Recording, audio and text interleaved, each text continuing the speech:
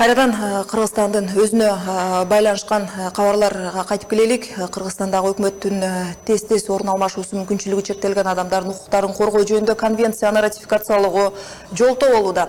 Бул сөздү мүмкүнчүлүгү чектелген жарандардын укугун коргоо коомдук уюм төрагасы Толкунбек Исаков атайын жыйында билдирди. Айтымында Бириккен Улуттар уюмунун тарабынан мындан 6 жыл мурун кабыл алынган мүмкүнчүлүгү чектелген жарандардын укугун коргоо тууралуу кабыл алынган мыйзам ушул күнгө чейин бийлик тараптан ар кандай шылтоолор менен ишке ашырылбай жатканы өкүнүчтүү.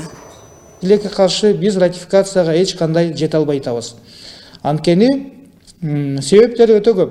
Биринчиден бул саясий эрк жок болсо биздин аткаминерлерде, экинчисинен тиешелүү түшүнүк жок болуп атат бул конвенция боюнча. Үчүнчүсүнөн кээ бир туура эмес ойлоп алган аткаминерлерибиз айтып атат, биздин каржыбыз жетишерлик эмес бул конвенцияны ратификация кылып ишке ашырганга деп. Бирок бул чындыкка жатпаган маалымат. Тилекке каршы. Эске салсак, өткөн аптада премьер-министр Сапар Исаков бюджетти талкуулап жаткан жыйында конвенциянын алкагында милдеттүү түрдө төлөнүүчү каражат тартыш болгондуктан бул маселе дагы жылдырылаарын белгилеген. Эгер Кыргызстан бул документти ратификацияласа, бийлик майыптардын социалдык, экономикалык, саясий, маданий тармактарга аралашуусун камсыздап, дени карды соо жарандар менен тең укуктуу болушуна шарт түзүүгө милдеттүү болмок. Мүмкүн чектелген адамдар ден соолугуна байланыштуу ким кайсы кесипке иштей алса, ошол муктаждык, жумушка болгон муктаждык мамлекеттик органдар тарабынан камсыз болуш керек. Ар түрдүү мекемеге иштегенге укугу бар. 5% мисалы бир мекемеде 20 киши иштесе, анын бирөөсү бул 5% болуп эсептелет.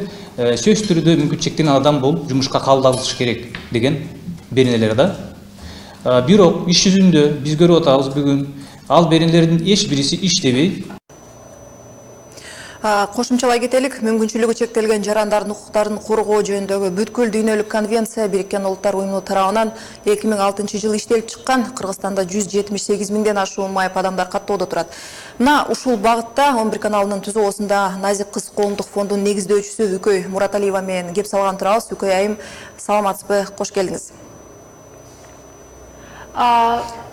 Мына өкмөт тарабынан мүмкүнчүлүгү чектелген адамдардын укугун коргоо тууралуу конвенцияны ратификациялоого каражат жетпейт деген жооп айтылып жатат. Кандай дейсиз, ага сарпталуучу каражаттын суммасы төлөп берүү эмнеге создугуп, башка да себептери барбы же жөн гана эрк жетпей жатабы? Сиз кандай деп ойлойсуз? Толкунбек Маматович айтып кеткендей эле, бул жалгыз эле бул конвенцияны үстүртөн карап, жалгыз эле мынчалык 36 миллиардка такаган туура эмес. Биринчиден айтып кетчү нерсе, бул жерде жалгыз эле кеп финансылык каржылоодо болуп жаткан жок. Эгерде буга чейин айтылып келген сөздөрдү кайталай бербей, конвенцияны тереңирээк изилдегенде биз эмнени билебиз? Ошол эле конвенциянын 4-чү беренесине ылайык 2-чи пунктунда мынтип айтылган: эгерде ар бир мамлекет жетиштүү түрдө финансылык, техникалык алы жок болсо, анда башка өлкөлөргө кайрылуусу абзел деп айтылган. Ошондо биз эмнени айтабыз?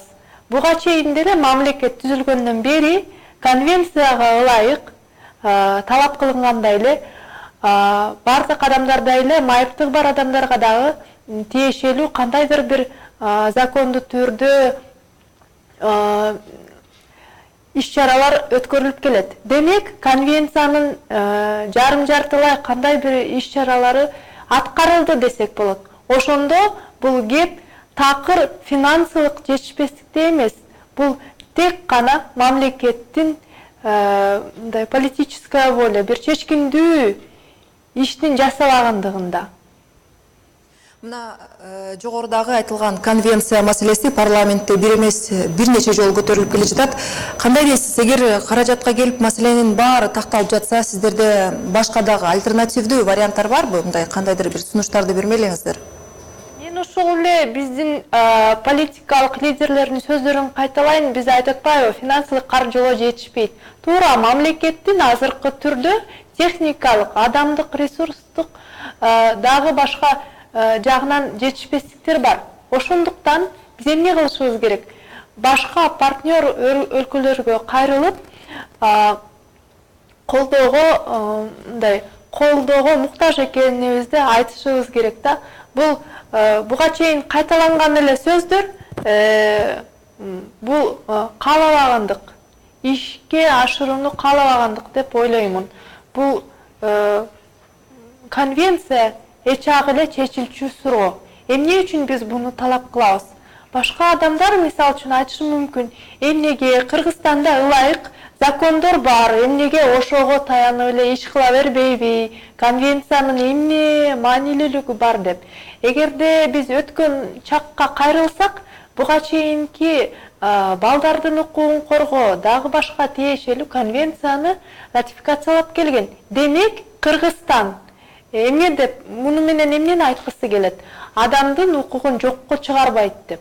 Ошол эле учурда эмне үчүн азыркы учурга чейин конвенция ратификацияланбайт деген суроону коюшубуз керек.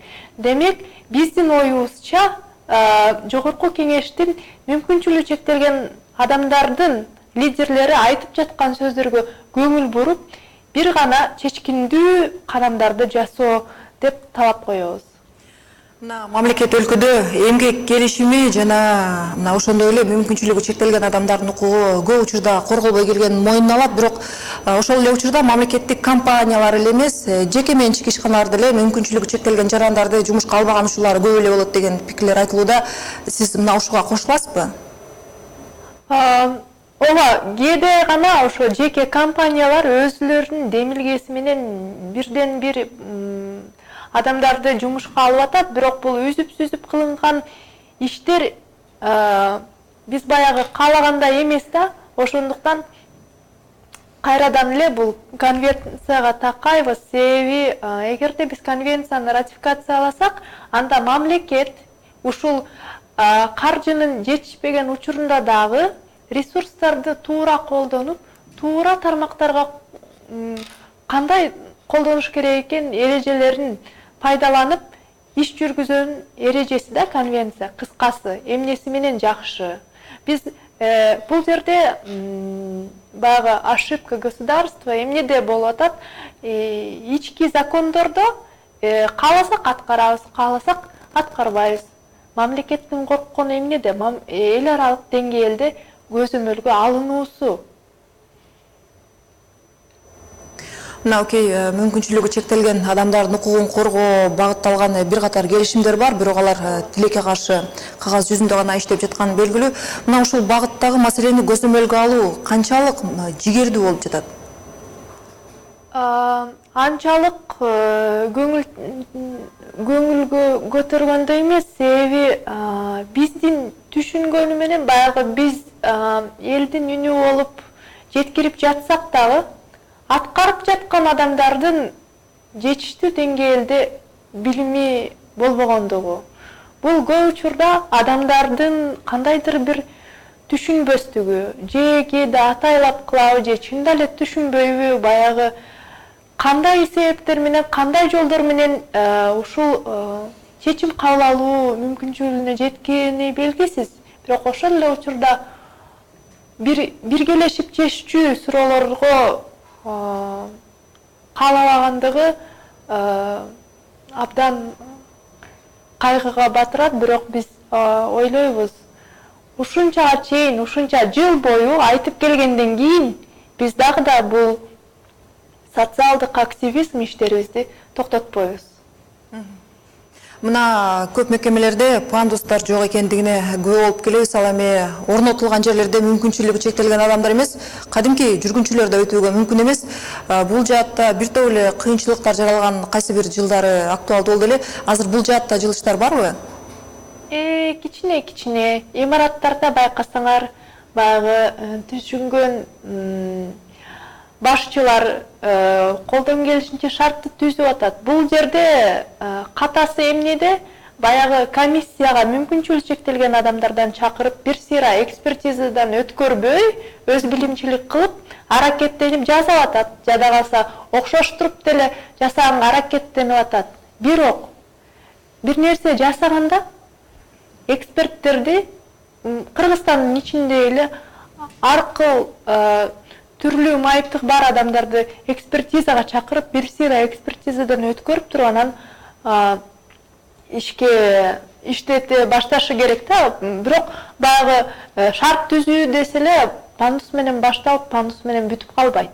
Бул деген бардык социалдык керектөөлөрдү камтыган толук кандуу имарат же жумуш орду же билим алуу тармагы бардык жагын курчаш керек да. Бул жалгыз эле пандус менен бүтпөйт. Бул тек гана башталгыч.